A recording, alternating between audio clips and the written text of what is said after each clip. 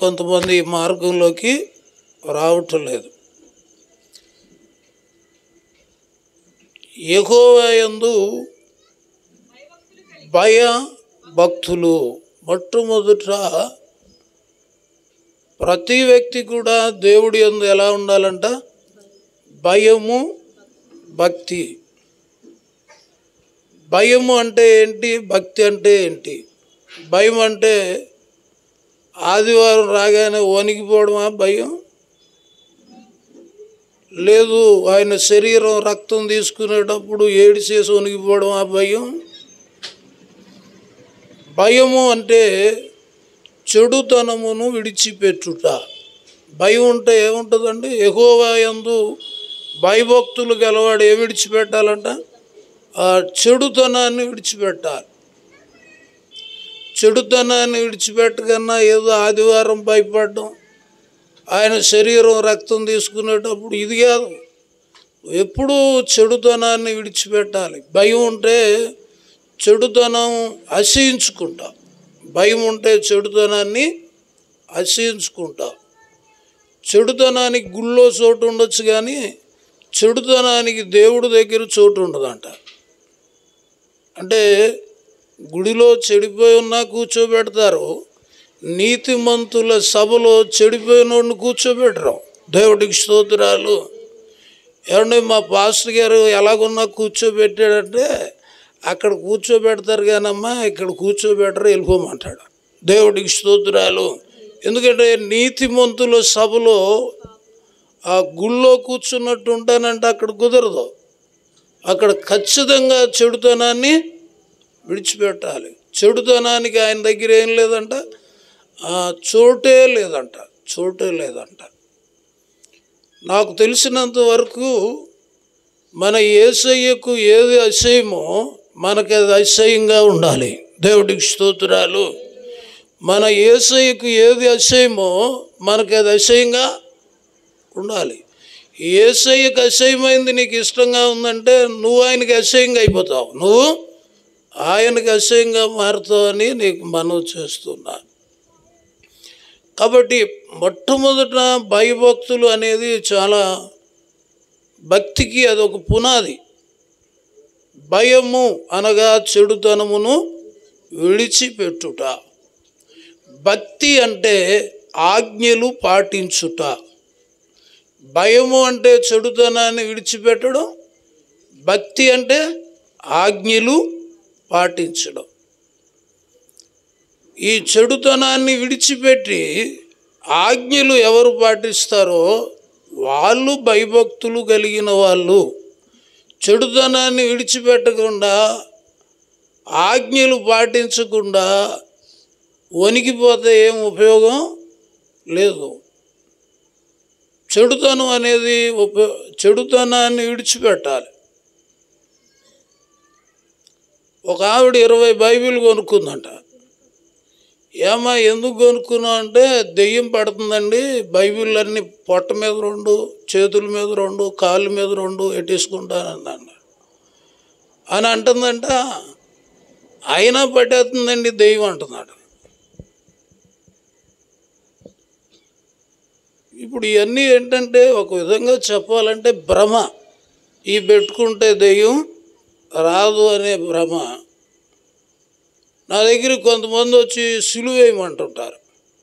సిలువ వేయండి అయ్యారు అంటారు. నేను అంటాను 2 మేకులని అదేంటి సుత్తి కర్ర తెచ్చుకుంటాను, ఇక రెండోసారి సిలువ వేయమనరు. దేవుడికి ఇష్టం అంటే ఇది కూడా ఒక భ్రమే. దీనివల్ల కూడా ఏం ఉపయోగం అంటే, నీకు ఎవరో చేసింది చూసావు, అది నేర్చుకున్నావు, ఇది వేస్తే నాకేదో తగ్గుద్దేమో అని తప్ప దానివల్ల తగ్గుద్దని బైబిల్లో ఎక్కడా రాయబడలేదు. సిలువ గుర్తు అంటే నాకు ప్రభువు చెప్పాడు. సిలువ గుర్తు అంటే ఏంటంటే, నేను ఎందుకు సిలువ వేయబడ్డానో వాళ్ళకి గుర్తుంటే చాలు, అది గుర్తున్నట్టే. దేవుడికి స్తోత్రాలు. అసలు నేను ఎందుకు సిలువ వేయబడ్డానో ఆ వ్యక్తికి ఏముండాలంట? ఆ గుర్తు ఉండాలి. ఆ గుర్తున్నోడు ఏం చేయడు? పాపం చేయుడు. అంటే పాపం చేయట్లేదు అంటే ఏం గుర్తుంది లోపల? లోపల ఏముంది? చెరపలేని సిలువ గుర్తుంది. దేవుడికి స్తోత్రాలు. చెరపలేని సిలువ గుర్తుంది. నువ్వు పాపం చేస్తే అది పై గుర్తు, కానీ లోపలేం లేదు, నీకు లోపలేం లేదు.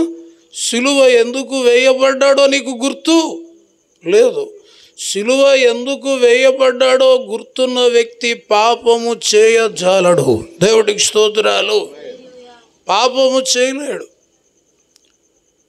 ఆవిడ 20 బైబిళ్ళు కొనుక్కుందంట. మీరు ఎవరన్నా కొనుక్కున్నారని?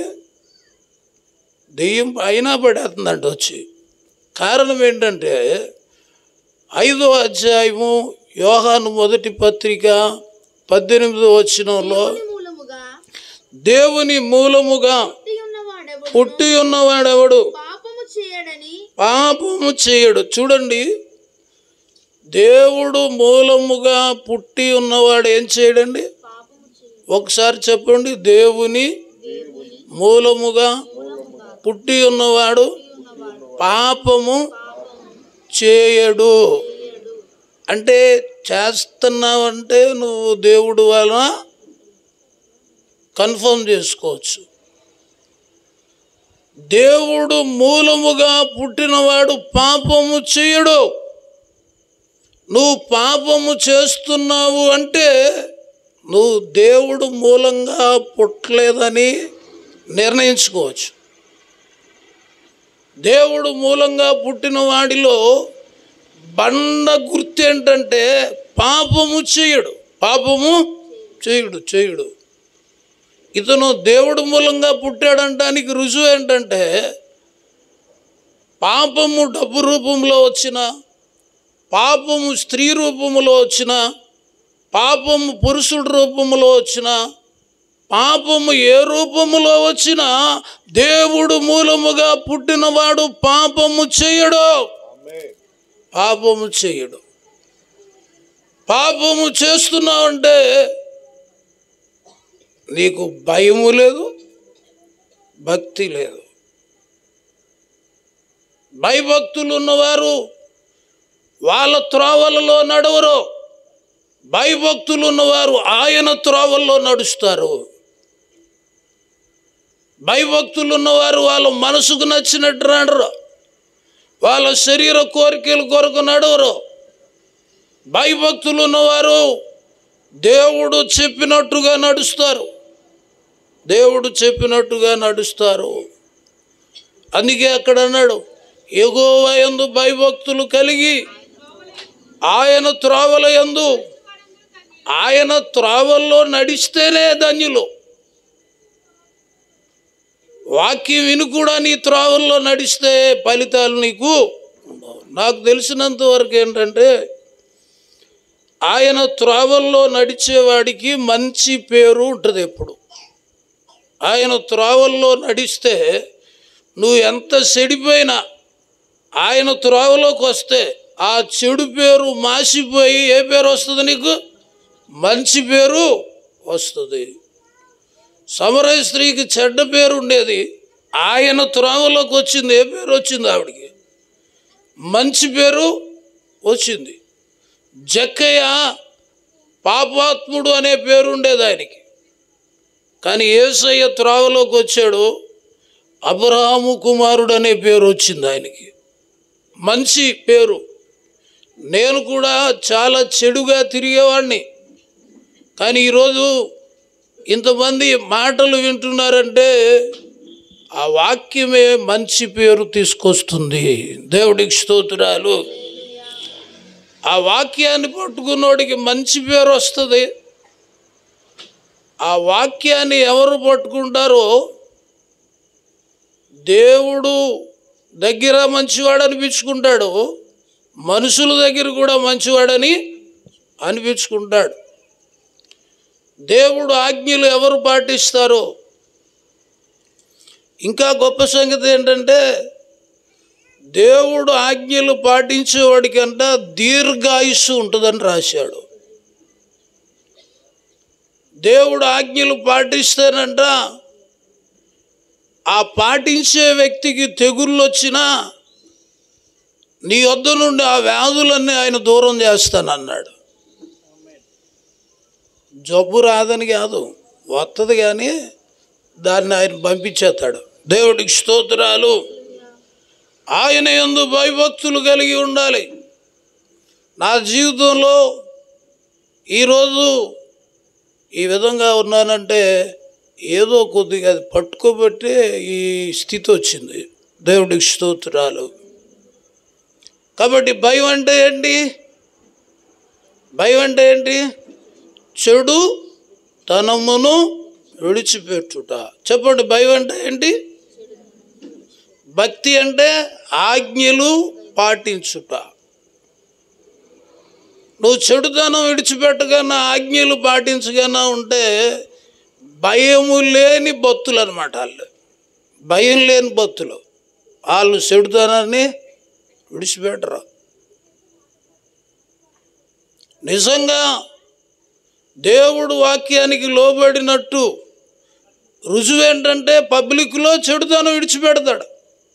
లోబడినోడు రుజువు ఏంటంటే ఈ చెడు మానేసాడంటే వీడు వాక్యాన్ని పట్టుకున్నాడు రోయ్ అని అంటారు వాళ్ళు. అది పబ్లిక్ రుజువు కూడా. వాక్యం పట్టుకున్నాడు ఆ చెడు లైఫ్ నుంచి బయటికి వచ్చేస్తాడు. ఇంకా అందులో ఉండమన్నా ఉండడు. దానివల్ల పాపం వల్ల అపఖ్యాత వస్తుందా, మంచి పేరు వస్తుందా? పాపం వల్ల బ్యాడ్ నేమ్ వస్తుందా, మంచి పేరు వస్తుందా?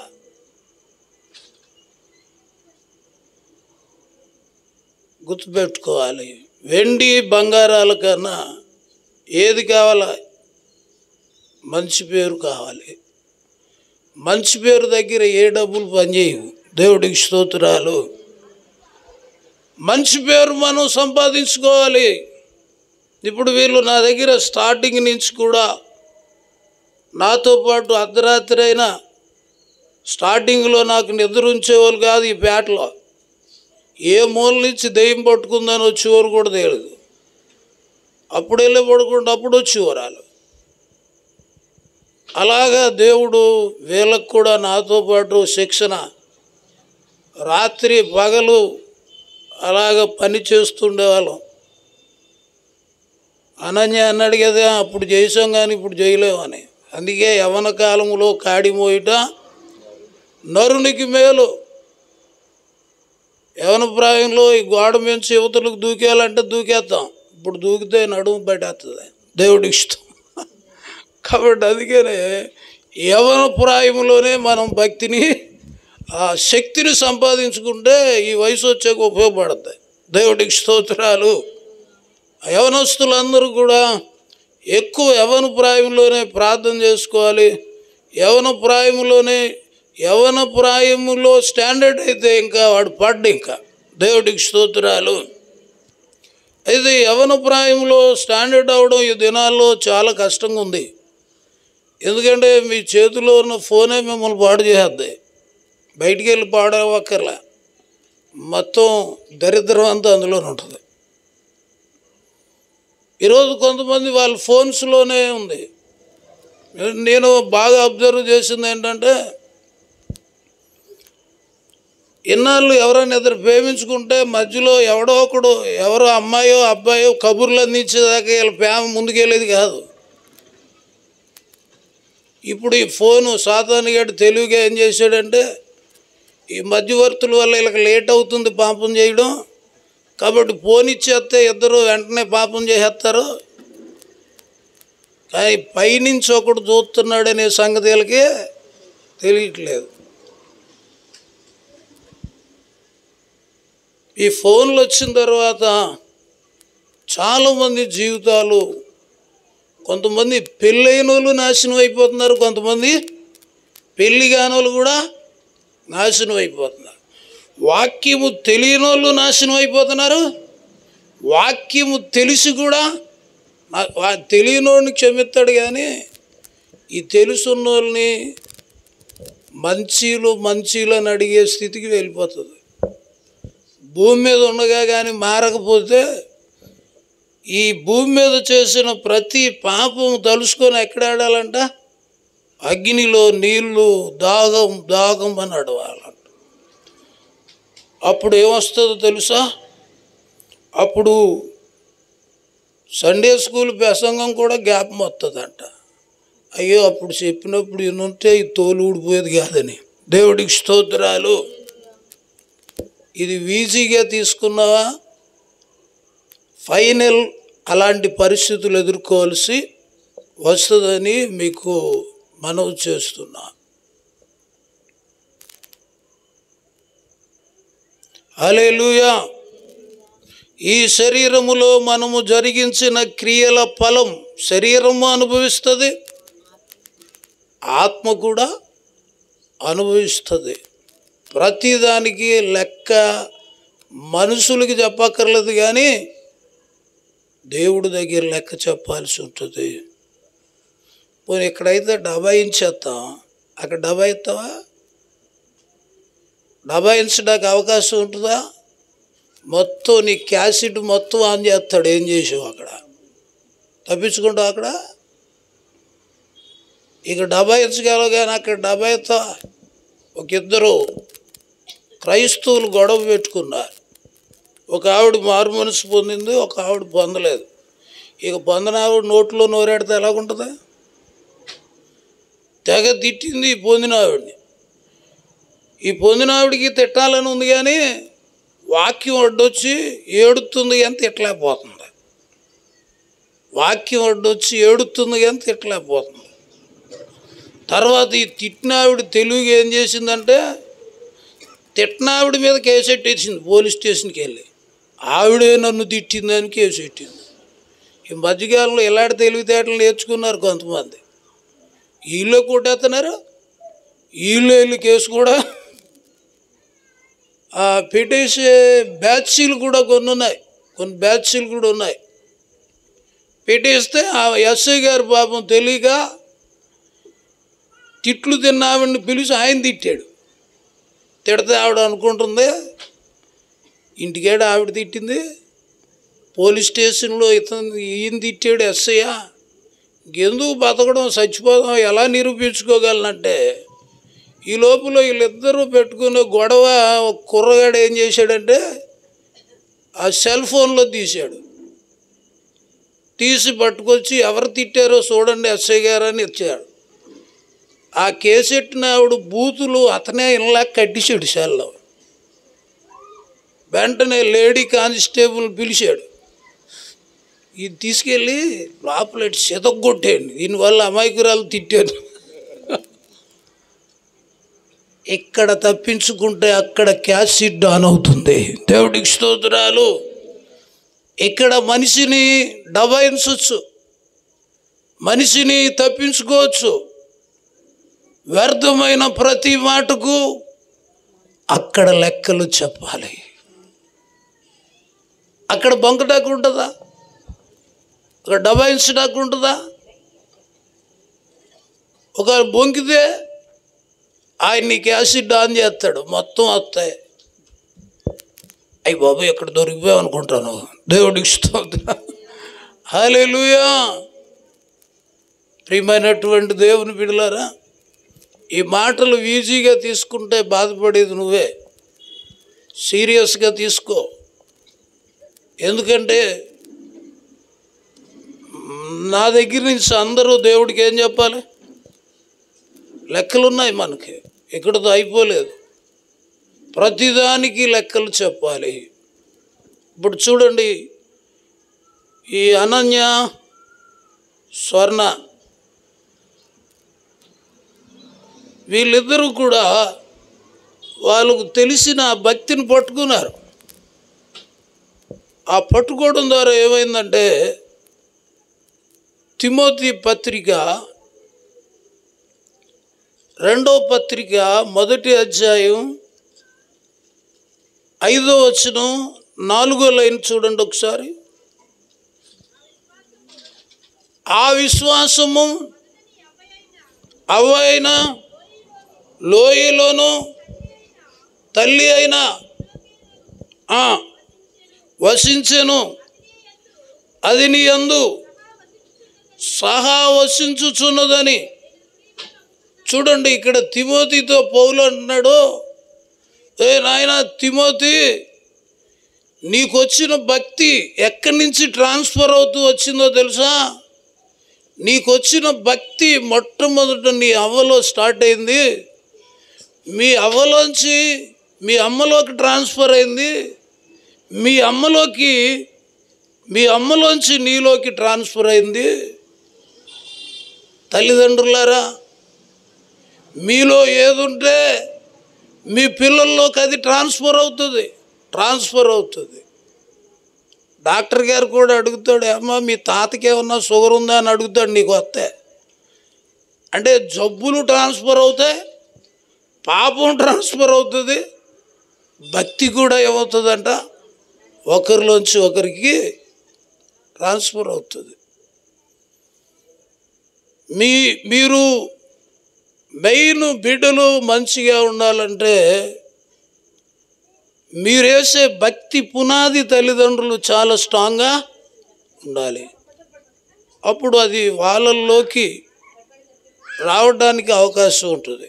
కొన్నిసార్లు ఏమండి మేము భక్తిగా ఉన్నాం, మా పిల్లలు అలాగే లేరు అని అంటే నేనేమంటానంటే, ఒకవేళ అదొక మీకు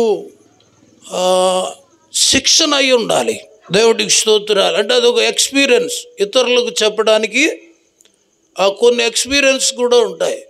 నా జీవితంలో నాకు కొన్ని శోధనలు వచ్చినప్పుడు, ఏమీ లేకన్నా వచ్చినప్పుడు ప్రభు దగ్గర అడిగినప్పుడు ఏమీ లేకన్నా ఎందుకు ఈ శోధన అని అంటే, నాకు ప్రభు అంటాడు, అనేక మంది శోధించబడే వాళ్ళ దగ్గరికి వెళ్తున్నాను, ముందు శోధన నువ్వు అనుభవిస్తేనే వాళ్ళకి చెప్పగలవు అన్నాడు. అంటే ఒక శోధన మనం అనుభవిస్తేనే శోధనలో ఉన్న వారికి దాన్ని మనం ఎక్స్ప్లెయిన్ చేయగలుగుతాం, వివరించగలుగుతాం. కొన్నిసార్లు మనకు కూడా కొన్ని శోధనలు, ఎందుకంటే శోధనలు వచ్చినాయి అంటే ఆయన శ్రమలో మనం పాలిభాగస్తులు అవుతున్నాం. ఆయన శ్రమలో మనము పాలిభాగస్తులు. కొన్ని మనకి నేర్పిస్తాడు, శ్రమలు నేర్పిస్తాడు. శ్రమలో ఉన్న వారిని ఆదరించడానికి మనము మన యేసయ్య శ్రమ పడ్డాడు కాబట్టి శ్రమలో ఉన్నవాడి బాధ ఆయనకు తెలుసు, ఆయన ఆదరిస్తాడు అన్నమాట. కాబట్టి యెహోవా యందు భయభక్తులు కలిగి ఆయన త్రోవల యందు నడుచు వారందరూ, చూడండి, నేను నా త్రోవల్లో నడుచుకునేవాడిని. అయితే నేను ఆయన త్రోవల్లోకి రావడానికి కొన్ని రోగాలు వస్తాయి కానీ నేను లైన్ అవ్వలేదు. కొన్ని చచ్చే పరిస్థితులు వస్తేనే కానీ ఆ త్రోవ వదిలిపెట్టలేదు. ముందు మంచిగా చెప్పాడు, వినలేదు, తర్వాత చచ్చేలాగా చేశాడు. ఇక్కడ ఉన్న వాళ్ళందరికీ చెప్తున్నాను, మంచిగా చెప్తే వినకపోతే చచ్చిపోయేలాగా చేసేస్తాడు ఆయన. ఎందుకనంటే ఆయన త్రోవలో నిన్ను ఎలాగ తెచ్చుకోవాలి ఆయనకి బాగా తెలుసు.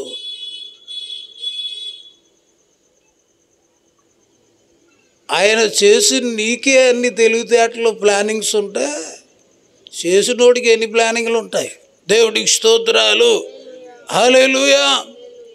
ప్రియమైనటువంటి దేవుని పిల్లలు, నేను ఒక్కోసారి అనుకుంటాను, ఆయనకి కానీ కోపం వచ్చి కానీ మనకు పంపించే గాలి కానీ 5 నిమిషాలు ఇక్కడే కొట్టేసుకుంటాను.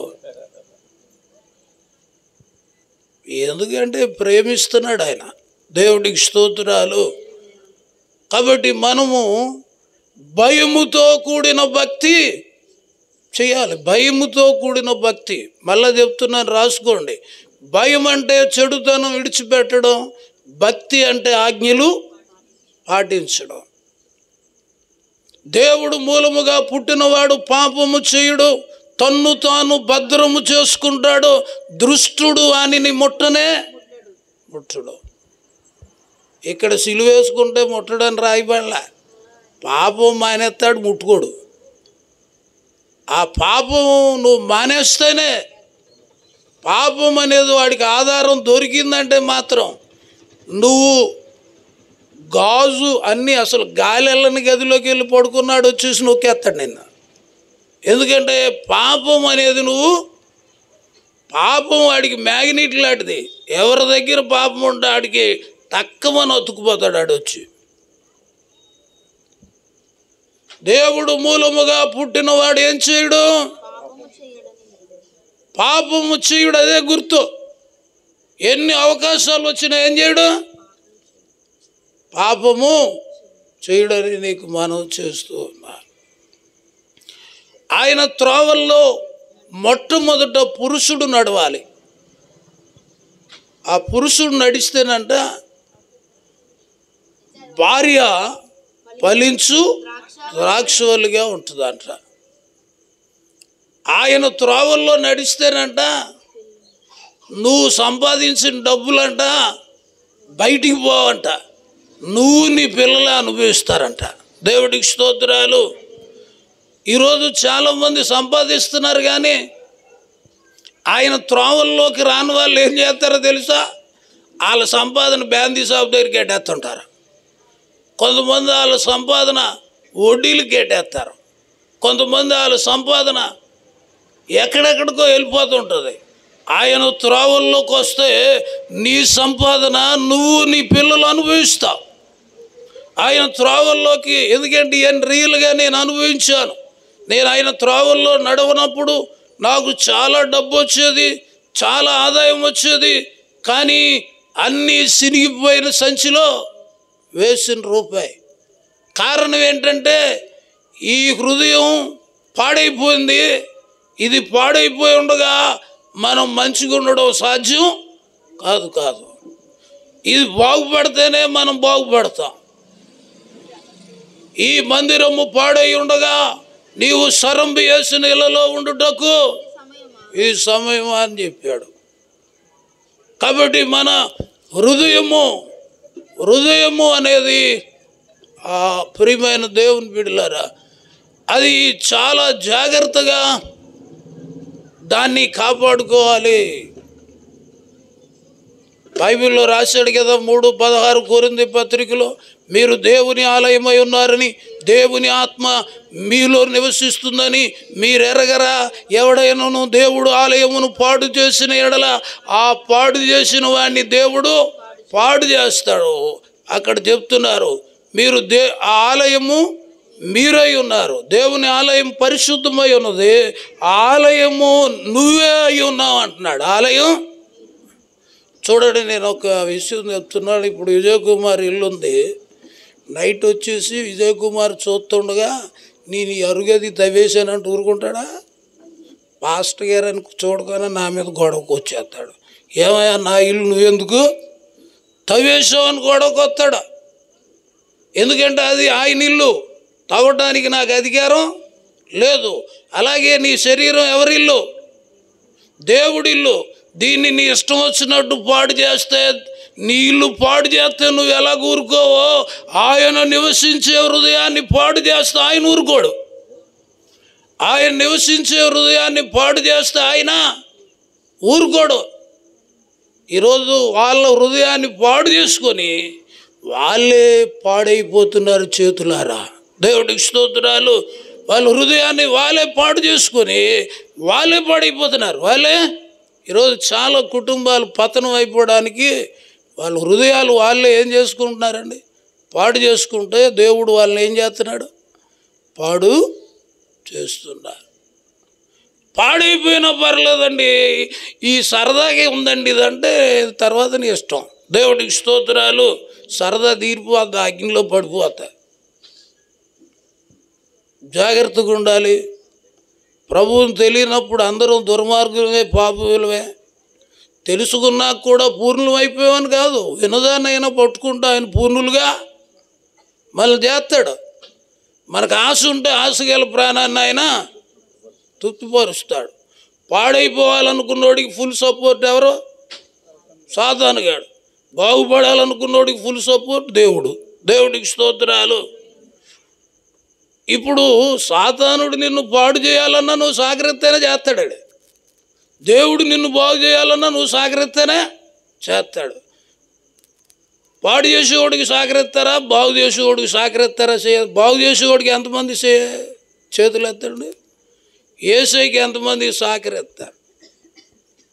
చెయ్యి మాత్రం ఎత్తేస్తాను, సపోర్ట్ మాత్రం ఇచ్చేస్తుంటాడు వాడికి. ఈ మంచి రోజులు చూసుకొని దినాలు ఇవన్నీ చూసుకునేవాడు ఆడికి సపోర్ట్ చేసినట్టే. కాబట్టి దేవుని బిడ్డలారా గుర్తుపెట్టుకోనండి, ఆయన త్రోవల్లో నడిచేవారందరూ ధన్యులు. వాళ్ళు సంపాదన ఏం చేస్తారంట, వాళ్ళ కష్టార్జితం ఆ ప్లేసులకి ఈ ప్లేసులకి వెళ్తుంది. వాళ్ళ కష్టార్జితం భార్య పిల్లలు కుటుంబం అనుభవిస్తుంది, వాళ్ళే అనుభవిస్తారు. నేను ఆయన త్రోవల్లోకి వచ్చాకే, నేను లోకంలో ఉన్నప్పుడు చాలా డబ్బు వచ్చేది, కానీ నాకు ఒక ఇల్లు ఉండేది కాదు. డబ్బు కనబడేది కానీ చివరికి వచ్చేటరికి ఏముండేది కాదు. నేను అప్పుడు ఆయన త్రోవల్లోకి ఎప్పుడైతే వచ్చానో నా కష్టార్జితం నేను అనుభవించడమే కాకుండా నేను కొంతమందికి సహాయం చేయగలిగే స్థితిలో పెట్టాడు నన్ను. దేవుడికి స్తోత్రాలు. అంత అభివృద్ధి దేవుడు చేస్తాడు. మరి ఈ అనన్య స్వర్ణ వీళ్ళిద్దరూ కూడా మందిరానికి వస్తూ, వీళ్ళు స్వర్ణ ఈ హాస్టల్లో పనిచేసేది ఇక్కడ టీచర్గా. అప్పుడు నన్ను హాస్టల్కి తీసుకెళ్తే హాస్టల్లో వాక్యం చెప్తే నెలకు ఒక 10 మంది 15 మంది బాప్తీసాలు, అంటే అంత ఆతృత కలిగి తీసుకెళ్ళేవారు నన్ను. అలాగే దేవుడు కార్యం జరుగుతూ ఉండేది. దేవుడికి స్తోత్రాలు. హల్లెలూయా. కాబట్టి మీరు కూడా ఇతరులను నడిపించే వారిగా ఉన్న ప్రతి కుటుంబాన్ని దేవుడు ఆశీర్వదిస్తాడు. నలుగురిని నడిపించాలి అనుకునే వాళ్ళని దేవుడు ఖచ్చితంగా ఆశీర్వదిస్తాడని మీకు మనవి చేస్తున్నా. ఇప్పుడు ఒక ఫ్యామిలీ చూపించి ముగిస్తాను. పరిశుద్ధ గ్రంథంలో ఈ కీర్తనకు చెడిపోయిన కుటుంబం నోహు కుటుంబం. ఈ కీర్తన సరిపోయిన కుటుంబం అది. పరిశుద్ధ గ్రంథం 6వ అధ్యాయం 9వ వచనం ఆదికాండం. అయితే నోహు యెహోవా దృష్టి యందు కృప పొందినవాడాయను. వంశావళిదే నీతిపరుడు తరములో నిందారహితుడై ఉండెను. నోహు ఎవరితో నడిచాడమ్మా? ఎవరితో నడిచాడు? మీరెవరితో నడుస్తున్నారు? లోకమంతా పాడైపోయింది, కానీ అందరూ పాడైపోయినా నోహు మాత్రం ఎవరితో నడిచాడు? దేవుడితోటే నడిచాడు. ఈ మధ్యకాలంలో ఆడోళ్ళు మగోళ్ళు ఎలా అయిపోయారంటే, కొంతమంది కుర్రోళ్ళని చూస్తుంటే వాడు ఆ సినిమా హీరో ఏ కటింగ్ వేస్తే ఈడు అదే వేసుకుంటాడు. ఆడు గుండు చేయించుకుంటే ఈడు కూడా గుండు చేయించుకుంటాడు. ఆడు ఒక పక్క గొరిగించుకుంటే వీడు గొరిగించుకుంటాడు. ఎవరిని పోలి నడుచుకోవాలి? లోకస్తులు కూడా మనకు అనవసరం, మనం ప్రభువుని పోలి నడుచుకోవాలి. ఇంతకుముందు చీర సిరిగితే భద్రంగా కుట్టుకునేవారు, జాకెట్ సిరిగితే కుట్టుకునేవారు. ఇప్పుడు ఇళ్ళే కన్నాలు ఎడ్డించుకుంటున్నారు. ఎవరిని పోలి వెళ్తున్నావు నువ్వు? ఆయన్ని పోలి నడుచుకుంటున్నావా, లేకపోతే హీరోయిన్లు పోలి నడుచుకుంటున్నావా? నేనేమంటానంటే, యేసయ్యను చూసి సినిమా యాక్టర్లు సైతం మారిపోయారు. మనల్ని చూసి ప్రజలు మారాలి, కానీ వాళ్ళని చూసి మనం తయారవ్వకూడదు. దేవుడికి స్తోత్రాలు. మనల్ని చూసి ప్రజలు మార్పు చెందాలి. సినిమా యాక్టర్లు మనల్ని చూసి మారాలి. ఈ సీరియళ్ళు వాళ్ళు హీరోయిన్లు నిన్ను చూసి మారాలి. వాళ్ళని చూసి నువ్వు మారిపోయేలాగా ఉండకూడదని నీకు మనవి చేస్తున్నాను. నోహు ఆయన త్రోవల్లో నడిచాడు. 3 సర్టిఫికేట్స్: నీతిమంతుడు, నిందారహితుడు, దేవునితో నడిచినవాడు. నీతిమంతుడు. చూసారా, ఆయన త్రోవల్లో నడిచేవాడిని ఏమంటారు? నీతిమంతుడు. నీవు నీతిమంతుడిగా నీతిమంతురాలిగా ఉంటే నీ ప్రార్థన శక్తి ఉంటుంది. ఆ శక్తి నీ పిల్లలను కాపాడుతుంది, నిన్ను కాపాడుతుంది. నీతిగా ఉన్న వాళ్ళ ప్రార్థనకి పవర్ ఉంటుంది. నీతి లేకపోతే పవర్ ఉండదు. నీతి ఉన్నవాళ్ళు ఏది చేసినా అది పవర్ఫుల్గానే ఉంటుందని మీకు మనవి చేస్తున్నా. ఆయన త్రోవల్లో నడిచాడు కాబట్టి నోవహు ఆయన ప్రార్థనకి ఏముంది? శక్తి ఉంది. ఆయన భార్య ఎలా ఉంది? ఇప్పుడు ఫలించు ద్రాక్షవల్లిగా ఉంది. ఆయన పిల్లలు కూడా ఎలాగున్నారు? ఆ భోజనపు బల్ల చుట్టూ లోకమంతా పాడైపోయినా కూడా ఆయన పిల్లలు పాడవలేదు, ఆయన కోడలు కూడా పాడవలేదు. అందరూ వాడలోకి ఎక్కారు. నీవు ఆయన త్రోవల్లో నడిస్తే, భర్తగా భార్యగా ఆయన త్రోవల్లో నడిస్తే, నువ్వు చేసే ప్రార్థన నీ పిల్లలకు ఒక ప్రాకారంగా ఉండి అది పాపంలోనికి వెళ్లకుండా వాళ్ళని కాపాడుతుందని మీకు మనవి చేస్తున్నా. చూడండి, బైబిల్లో నోవహు భార్య నీతిమంతురాలు అనలా, కొడుకులు నీతిమంతులు అనలా, కోడళ్ళ నీతిమంతులు అనలా. నువ్వు ఒక్కడివే ఈ తరములో నా ఎదుట ఆ ఒక్కడు కుటుంబంలో నీతిమంతుడిగా ఉండడం ద్వారా అతని ప్రార్థన ఆ కుటుంబానికి ఎలా ఉంది? ఒక ప్రాకారంగా, ఒక సెక్యూరిటీగా అది ఉందని మీకు మనవి చేస్తున్నా. బైబిల్లో రాస్తాడు, నీతిమంతుడు పిల్లలు ఎప్పుడూ ఆశీర్వాదంగానే ఉంటారు. యథార్థవంతులు వంశం వారు దీవించబడతారు. కలిమి సంపద వారింట్లో నివాసం చేస్తుంది. నువ్వు భయభక్తులు కలిగి జీవించినప్పుడు నీ బిడ్డల మీద కూడా, అక్కడ తిమోతితో చెప్తున్నాడు, తిమోతి నీకు వచ్చినటువంటి విశ్వాసం మీ అవ్వ దగ్గర స్టార్ట్ అయింది. అది మీ అవ్వలోంచి మీ అమ్మలోకి వచ్చింది. మీ అమ్మలోంచి ఎక్కడికి వచ్చింది? నీలోకి ట్రాన్స్ఫర్ అయింది. అది నీలోకి వచ్చింది. గుర్తుపెట్టుకోనండి సిస్టర్స్, బ్రదర్స్, నీలో పాపం ఉంటే పాపం కూడా నీ పిల్లల్లోకి ట్రాన్స్ఫర్ అయ్యే అవకాశం ఉంది. కొంతమంది అంటుంటారు, వాడు మనవాడిని, వీడు కూడా అచ్చం వాళ్ళ తాతలాగే తాగుతాడు అంటారు. అంటే ఎక్కడి నుంచి వచ్చింది? అడిగి వాళ్ళ తాత దగ్గర నుంచి అది ట్రాన్స్ఫర్ అయింది. కొన్ని జబ్బులు ట్రాన్స్ఫర్ అవుతుంటాయి, పాపం కూడా ట్రాన్స్ఫర్ అవుతుంది. అలాగే విశ్వాసము కూడా ఒకరి నుంచి ఒకరికి వచ్చే అవకాశము ఉందని మనం చేస్తున్నా. కాబట్టి దేవుని సేవకులకు ఎవరు సహకారులుగా ఉంటారో వాళ్ళ కుటుంబాలను దేవుడు ఆశీర్వదించడమే కాకుండా వాళ్ళ పేర్లు ఎక్కడ రాస్తాడంట?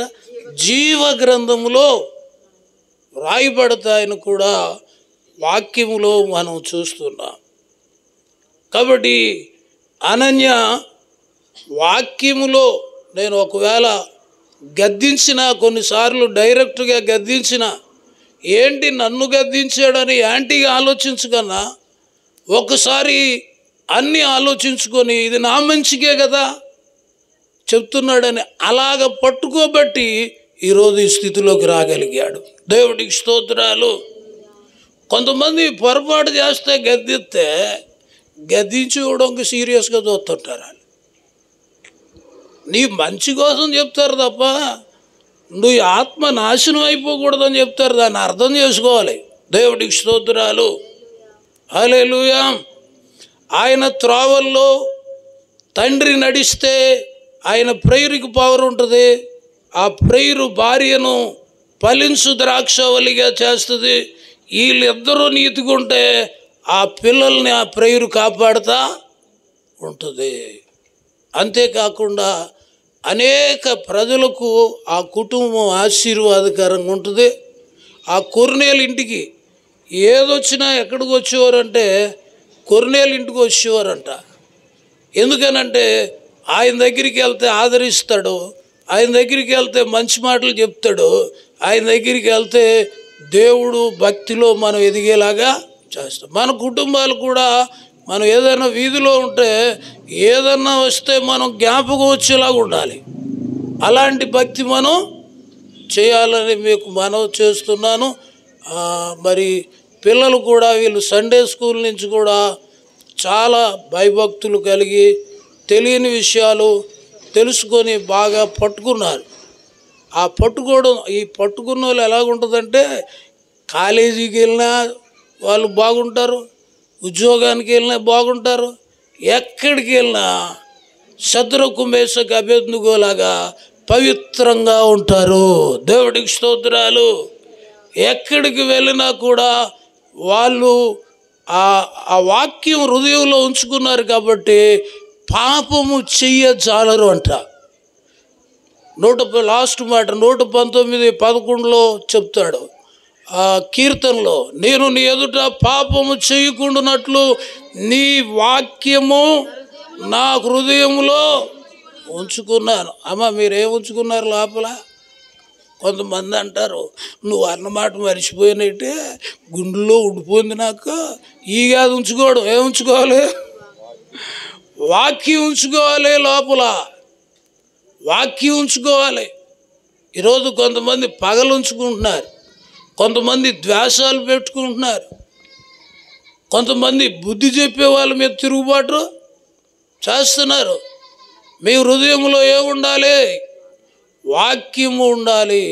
దావీదు అంటున్నాడు, నేను నీ ఎదుట పాపము చేయకుండానట్లు నా హృదయములో వాక్యము ఉంచుకున్నానని చెప్తున్నాడు. కాబట్టి ఉంచుకున్న యోసేపు ఏం చేయలేదు? పాపం చేయలేదు. ఉంచుకున్న దానియేలు పాపము చేయలేదు. ఈ వాక్యం ఉంచుకున్నాడు. వాళ్ళు ఎక్కడికి వెళ్ళినా చిన్నోళ్ళు కానివ్వండి, పెద్దోళ్ళు కానివ్వండి, ఏం చేయరాలు?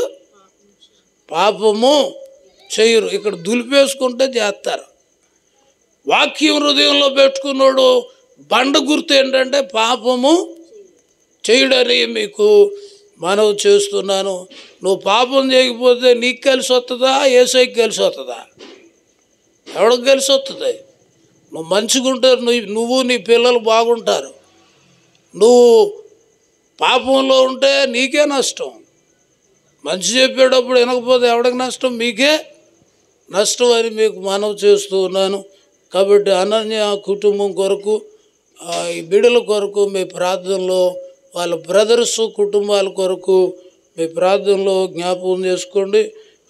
మన అందరికీ పెద్ద అయ్యారు ఈయనే కాబట్టి సుదర్శన్ అయ్యారు వరకు కూడా మీరు మీ ప్రార్థనలో జ్ఞాపకం చేసుకోండి. ఎందుకంటే అయ్యగారిని అంటే నేను ఇష్టపడే దైవజనుల్లో మరి నాకు ఈయన అయ్యగారి ప్రార్థన అది, ఆ యథార్థత అది నాకు చాలా ఇష్టం. దేవుడికి స్తోత్రాలు. అలాగే వారి కుమారులు యేసుబాబు గారు మరి ఆ మార్గాల్లో నడుచుకుంటూ అద్భుతమైన పరిచర్య వారు కూడా చేస్తున్నారు. వీరి కుటుంబంలో ఇంచుమించు అందరూ సేవకులే కదా అయ్యారు. ఎవరో ఒకరు ఇద్దరు లేరు కానీ ఇంచుమించు అందరూ కూడా సేవలో ఉన్నారు. అలాగే బిడలు అనన్య స్వర్ణ కూడా వారికి ఇచ్చిన తలాంతుల్లో వారు కూడా పని చేస్తున్నారు. అలాగే మీరు కూడా మీకు ఇచ్చిన తలాంతులో పని చేస్తున్నారు. నేను కూడా నాకు ఇచ్చిన దాంట్లో చేస్తున్నాను. కాబట్టి ఎవరు పట్టుకుంటారో వాక్యం వాళ్ళు వెలిగిపోతారట, లైట్ వెలిగిపోయినట్టు. వాక్యాన్ని పట్టుకోలేని వాళ్ళు ఎప్పుడు కూడా ఆరిపోయి ఉంటారు. ఎలా ఉంటారు? ఆరిపోయి ఉంటారు. కరెంటును పట్టుకుంటే లైట్ వెలుగుద్ది, వాక్యాన్ని పట్టుకుంటే నువ్వు వెలుగుతావు. దేవుడికి స్తోత్రాలు. కాబట్టి వాక్యాన్ని పట్టుకుంటే వెలుగుతాం, కరెంటును పట్టుకుంటే అది వెలుగుద్ది. అది వెలకపోతే దానికి ఉపయోగం లేదు, మనకు ఉపయోగం లేదు. మనం వెలకపోతే మనకేం ఉపయోగం లేదు, పక్కోడికి కూడా ఉపయోగం. ఎలగాలంటే వాక్యం పట్టుకోవాలి. ఆయన త్రోవల్లో నడుచుకుంటే మీ వెనకాల తరం వాళ్ళు కూడా దీవించబడతారు.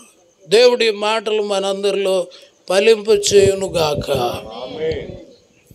ఒకసారి అందరు లేచి నిలబడండి. చివరిగా ప్రార్థన చేస్తారా?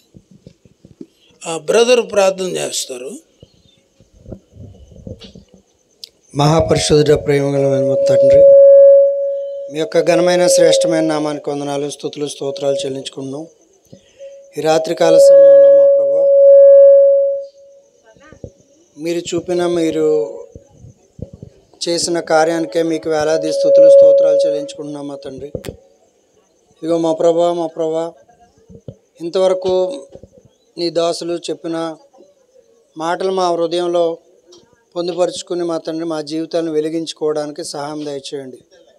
అవును మా ప్రభువా, కరెంటుని పట్టుకుంటే లైట్ వెలుగుతుంది, మిమ్మల్ని పట్టుకుంటే మేము వెలుగుతాం మా ప్రభువా. మా జీవితాలు వెలిగించబడతాయి. ఈరోజు అనన్య జీవితంలో అదే విధమైన వెలుగు అనన్య స్వర్ణాల జీవితాల్లో మా ప్రభువా వెలుగును మాకు చూపించారు. వారిని చూపించి వారి బిడ్డలను కూడా మంచి వెలుగులోకి నడిపిస్తున్నందుకు వందనాలు, స్తుతులు, స్తోత్రాలు. వారిని వెలుగులోకి నడిపించిన నీ దాసులైన అయ్యగారిని బట్టి మీకు వందనాలు, స్తుతులు, స్తోత్రాలు చెల్లించుకుంటున్నాం మా ప్రభువా. ఇక్కడ కూరిన ప్రతి ఒక్కరిని బలపరచండి, నీ వెలుగులోకి నడిపించండి. నీ వాక్యము మా హృదయంలో ఉంచుకొని ముందుకు సాగడానికి, మా జీవితాలని నీ యొక్క నామంలో నీ యొక్క సన్నిధిలో గడపడానికి మాకు మంచి ధన్యత మాకు అనుగ్రహించమని అడుచు, సమస్త మహిమ ఘనత ప్రభావం నీకే ఆరోపిస్తూ యేసయ్య పరిశుద్ధ నామమున అడిగి వేడుకుంటున్నాం మా పరమ తండ్రి, ఆమేన్. దేవా మీకు స్తోత్రాలు చెల్లిస్తున్నాము తండ్రి. మరి బిడ్డలు చాలా కాలం నుంచి పెట్టుకోవాలన్న కూడిక ఈ దినము పెట్టుకోవడానికి మీరు ఈ సమయాన్ని ఇచ్చినందుకు వందనాలు. మరి దైవజనులను మీరు ఇక్కడికి నడిపించారు, ప్రజలను మీరు ఇక్కడికి నడిపించారు. ఇప్పటి వరకు అనేకమైన విషయాలు మేము భయభక్తులు కలిగి ఉండాలని, చెడుతనాన్ని విడిచిపెట్టాలని, ఆజ్ఞలు పాటించాలని మాకు హెచ్చరిక చేశారు.